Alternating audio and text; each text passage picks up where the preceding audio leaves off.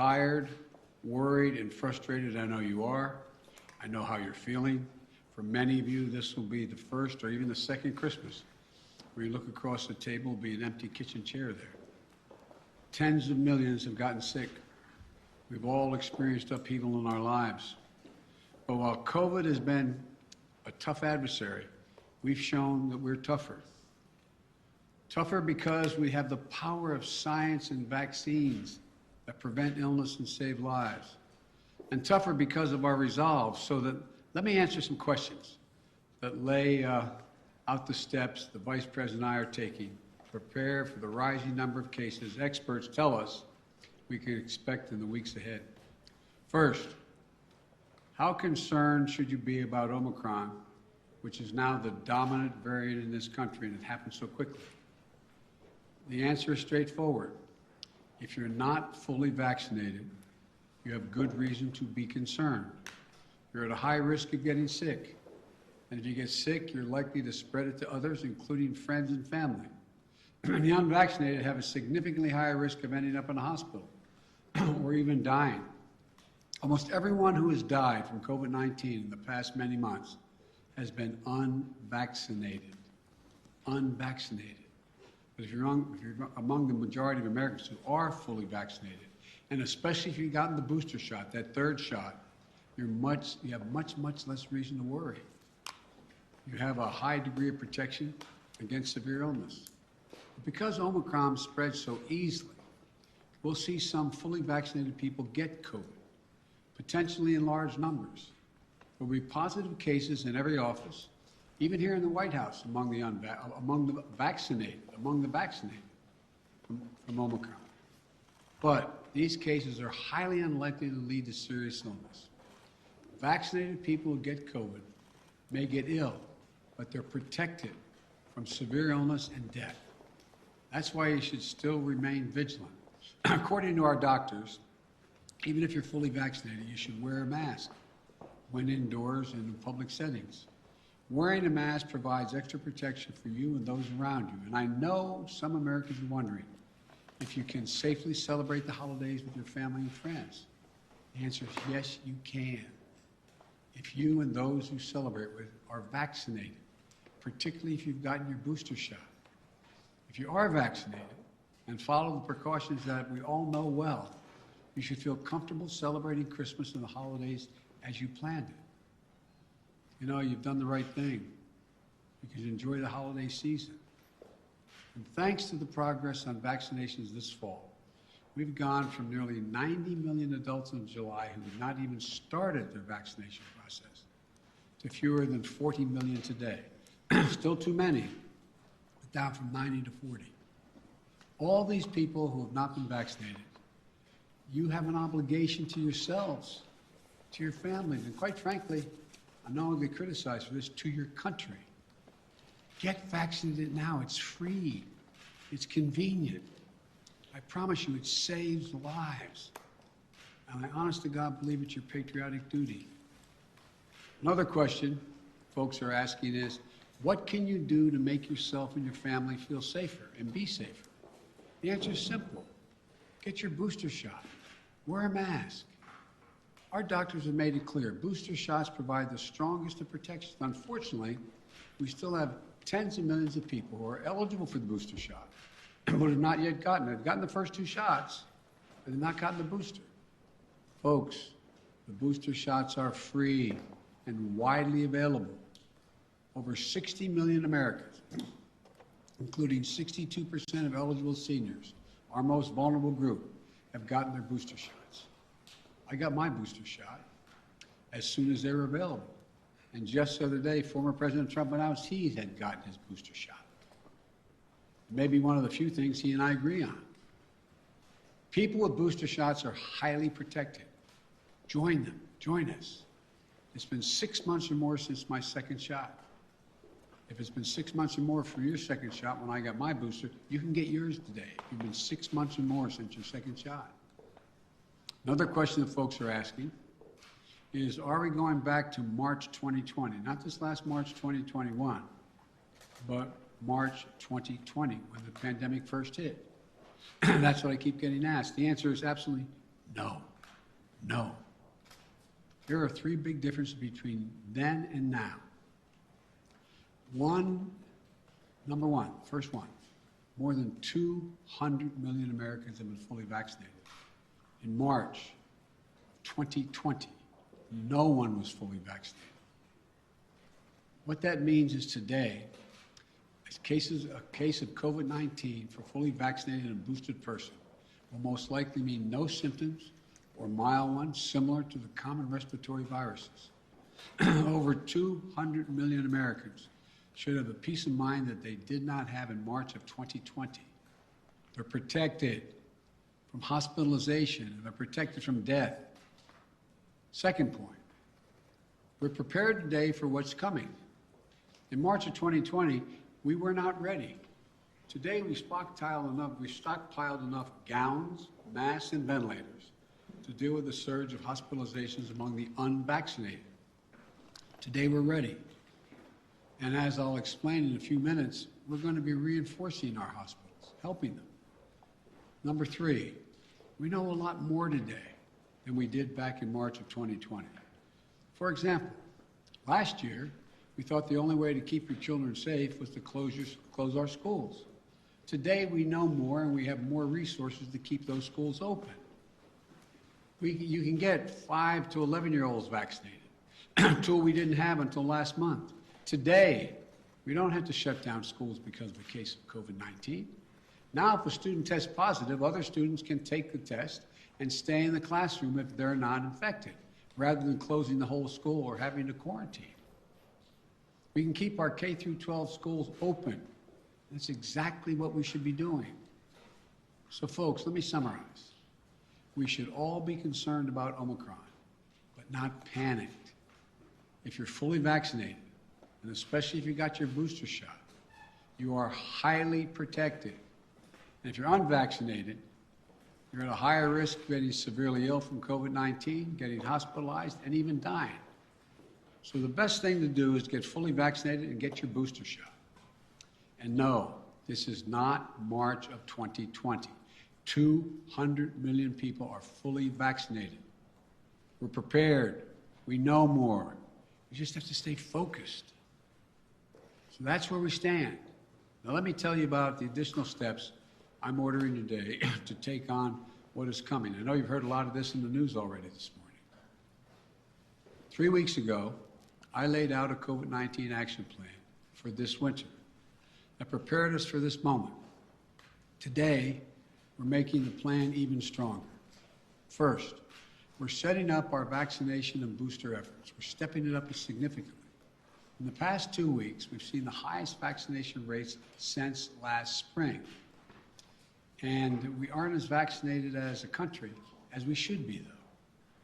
That's why we have added 10,000 new vaccination sites on top of the 80,000 sites that we already had in place. And even more will open in January. I know there's some parts of this country where people are very eager to get their booster, where it's harder to get an appointment, So starting this week, I'll be deploying hundreds more vaccinators and more sites to help get the booster shots in people's arms. I've ordered FEMA, the Federal Emergency Management Agency, to stand up new pop-up vaccination clinics all across the country where you can get that booster shot. We've opened, we've opened FEMA vaccination sites in Washington State and New Mexico, recently as cases have increased. And today, I'm directing FEMA to stand up new sites in areas where there is a high demand. These steps are going to help us add more and more booster appointments and just over the next few weeks. I also want to say a word to parents. If your children are not vaccinated, please get them vaccinated. If you're a parent, understandably, who waited to see how the first shots went with other kids before getting your own kid vaccinated, you can stop waiting. 6 million children in our country, ages 5 to 11, are vaccinated. Get your children protected today, now. For those parents out there who have a child that's too young to be vaccinated, that is under the age of 5, I know this can still be a scary time. But one thing you can and must do while we await vaccines for children under 5. Get yourself fully vaccinated and boosted, as well as those around you, your children, your caregivers, your siblings. It's critical to mask up in public indoor places. We know that our youngest children have only rarely been impacted by serious COVID-19 cases, but they can be further protected if they're surrounded by vaccinated people. And again, to folks who are not vaccinated, you might think you're putting only yourself at risk, but it's your choice. Your choice is not just a choice about you. It affects other people. You're putting other people at risk. Your loved ones, your friends, neighbors, strangers you run into. And your choice can be the difference between life or death. The longer the virus is around, the more likely variants form that may be deadlier than the ones that have come before. Let me say again and again and again and again, please get vaccinated. It's the only responsible thing to do. Those who are not vaccinated are causing hospitals to become overrun again. I just spoke to the governor of New York. Every COVID-19 hospital means someone with a heart attack, cancer, or other serious illness may not get that bed and that life-saving care they need in the hospital. Look, let me give it to you straight again. Omicron is serious, potentially deadly business for unvaccinated people. Let me be clear. Thanks to the prior administration and our scientific community, America is one of the first countries to get the vaccine. Thanks to my administration and the hard work of Americans, we led a rollout, made America among the world leaders in getting shots in arms. But uptake slowed this summer as vaccine resistance among some hardened. Look, the unvaccinated are responsible for their own choices. But those choices have been fueled by dangerous misinformation on cable TV and social media. You know, these companies and personalities are making money by peddling lies and allowing misinformation that can kill their own customers and their own supporters. It's wrong. It's immoral. I call on the purveyors of these lies and misinformation to stop it. Stop it now. One of the other things that we know that has to be done is more testing. Because Omicron spreads easily, especially among the unvaccinated. It's critically important that we know who's infected. That means we need more testing. And on that score, we're now where we should be.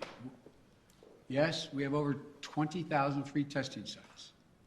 Yes, we've used the Defense Production Act and spent $3 billion to greatly expand the number of at-home tests available for purchase online and at your local pharmacy. And yes, we made sure insurance covers the PCR tests you get in the hospital or at your doctor's office. But starting next month, private insurance will also cover at-home testing. So you can order a test online and get reimbursed.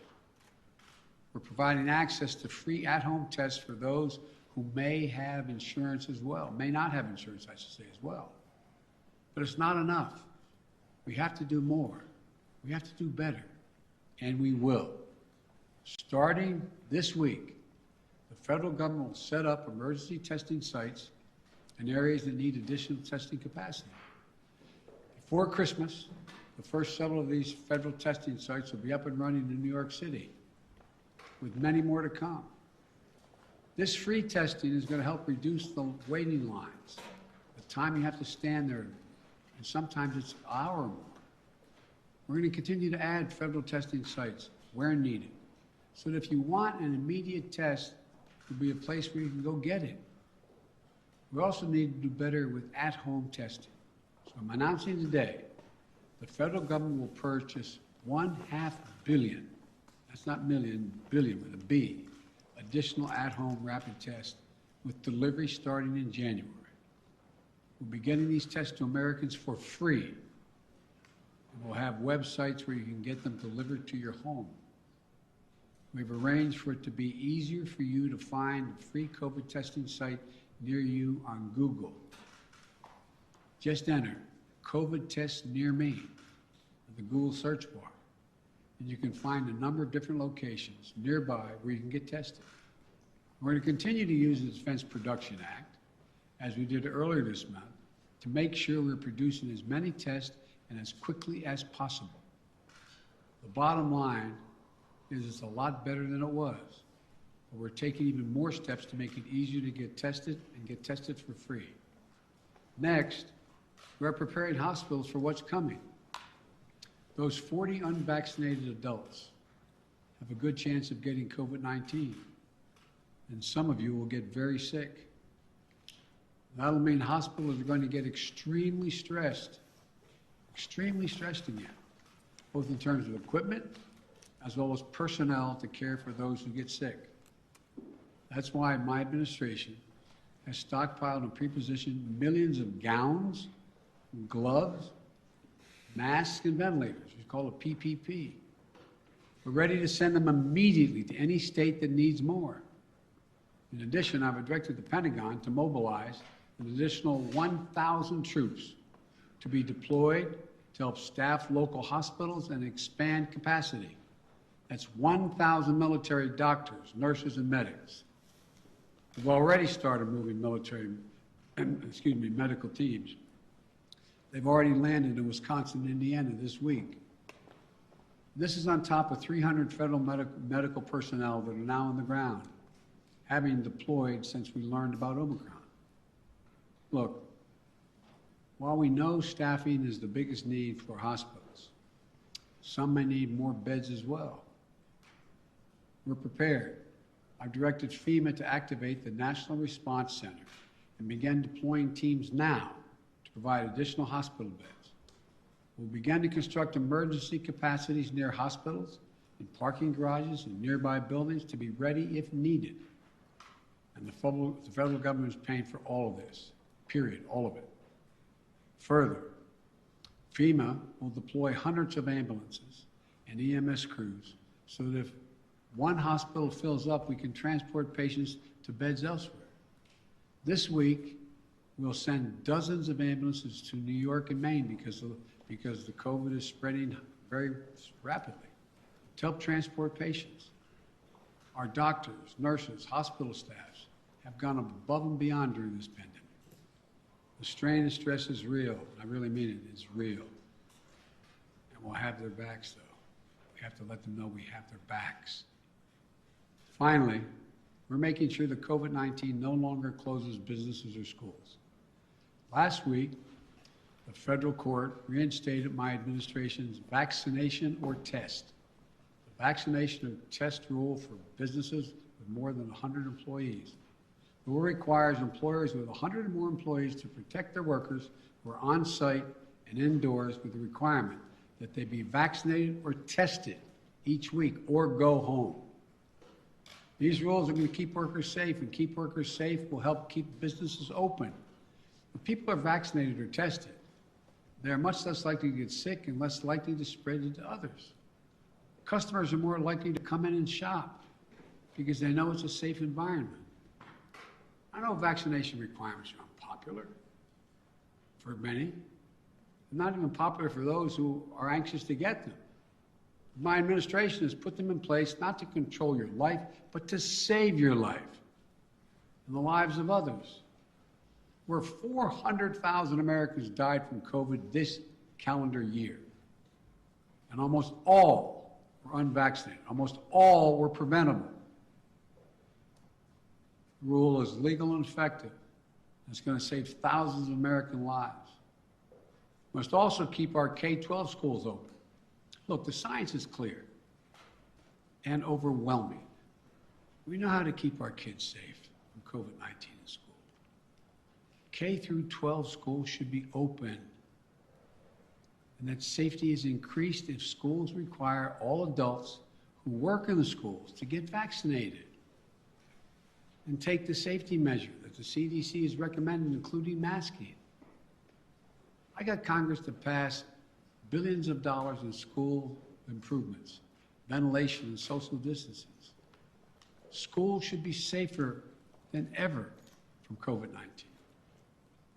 And just Friday, the CDC issued a test to stay guidelines. So schools can stay open and kids can stay in class even if a classmate tests positive. COVID-19 is scary, but the science is clear. Children are safe as safe in school as they are any place, assuming the appropriate precautions have been taken and they've already been funded. Let me close with this. I know you're tired. I really mean this, and I know you're frustrated. We all want this to be over, but we're still in it. And this is a critical moment. But we also have more tools than we ever had before. We're ready. We'll get through this. As we head into the holidays, I want us to all keep the faith. I want to sincerely thank you for your perseverance, your courage, your countless acts of kindness, love, and sacrifice during these last 2 years. Throughout our history, we've been tested as a people and as a nation through war and turmoil. We had to ask whether we'd be safe, whether we'd be okay, whether we'd get back to who we are. We've always endured because remember, there is no challenge too big for America. I mean this from the bottom of my heart, no challenge. We've come through better and stronger because we stay together as the United States of America. That's what we have to keep doing today. We can do this together. I guarantee you. May God bless you all, and may God protect our troops. And happy holidays. God love you all. Thank you. Mr. President, on testing, sir, you said we have to do better, but public health officials have been saying for months you need to surge rapid tests for just this moment. Is it a failure that you don't have an adequate amount of tests for everyone to be able to get one if they need one right now? No, it's not, because COVID is spreading so rapidly. If you notice, it just happened almost overnight, just in the last month. What's your message? Mr. President. So, no, it's not a failure. But the alarm bell went off. I don't think anybody anticipated that this was going to be as rapidly spreading as it did. And so the question is, we had a lot of people who have access to tests, who could order them, could have their insurance pay for them, et cetera.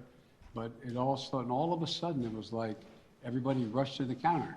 It was a big, big rush. And I knew that was coming, so what I tried to do is meet with the companies and use the Defense Production Act to get 500 million more tests and figure out how to get them to their homes, get them on the shelves in the store. I mean, so that's what it's all about. Yes. Mr. President, what's your message to Americans who are trying to get tested now and who are not able to get tested and who are wondering what took so long to ramp up testing? Come on, what took so long? That's what I'm hearing that from people who are trying to get tested now before the holidays. Well, what took so long, it didn't take long at all.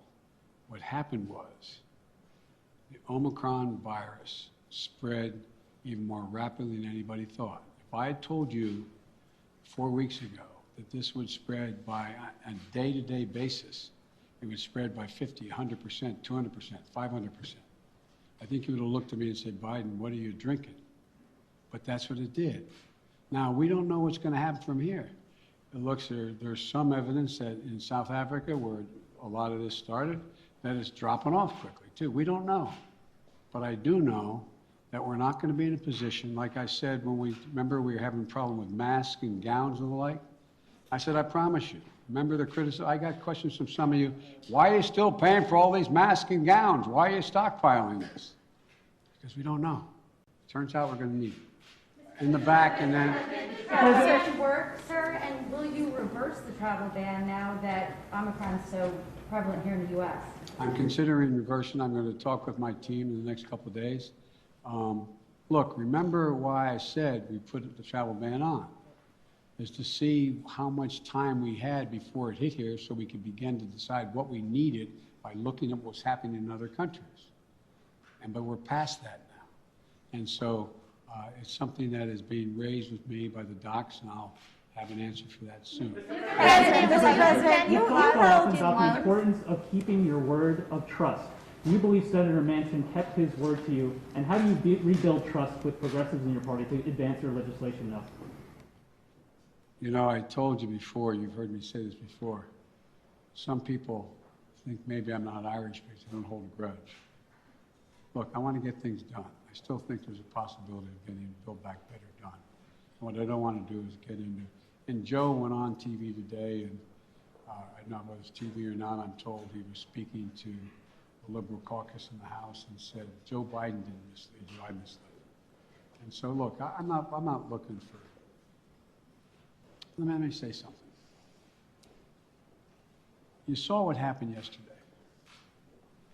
All the talk about how my Build Back Better plan was going to increase inflation, going to cause these debts and all the like. What happened? Goldman Sachs and others said, if we don't pass Build Back Better, we're in trouble because it's going to grow the economy. Without it, we're not going to grow. And what happened? Stock prices went way down. It took a real dip.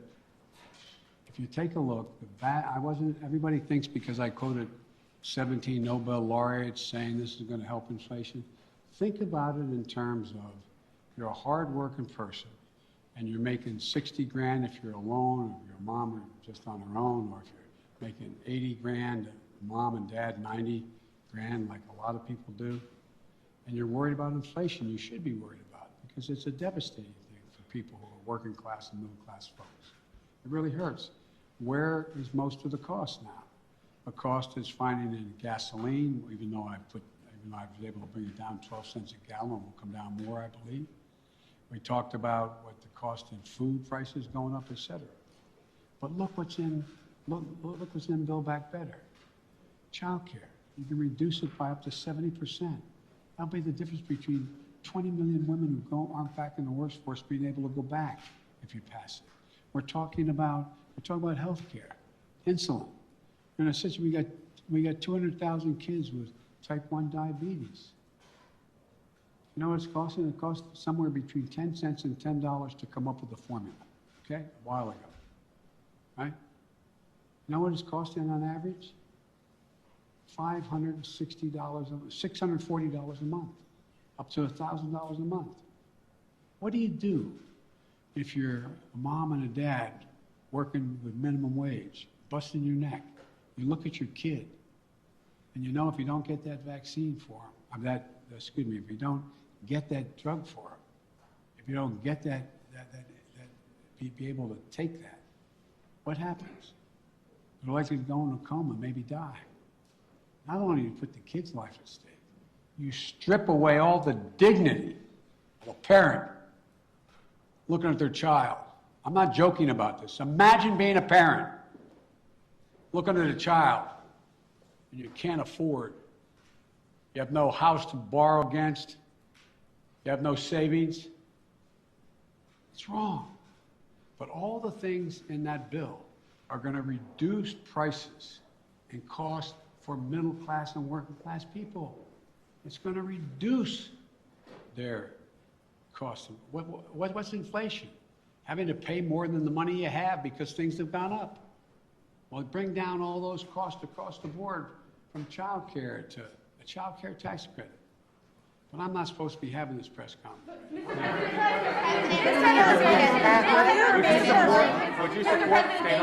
Mr. President, did Senator Manchin break his commitment to you? When you announced the framework, the White House says that all 50 senators were believed to get behind it, all 50 Democratic senators. So did Senator Manchin break his commitment to you?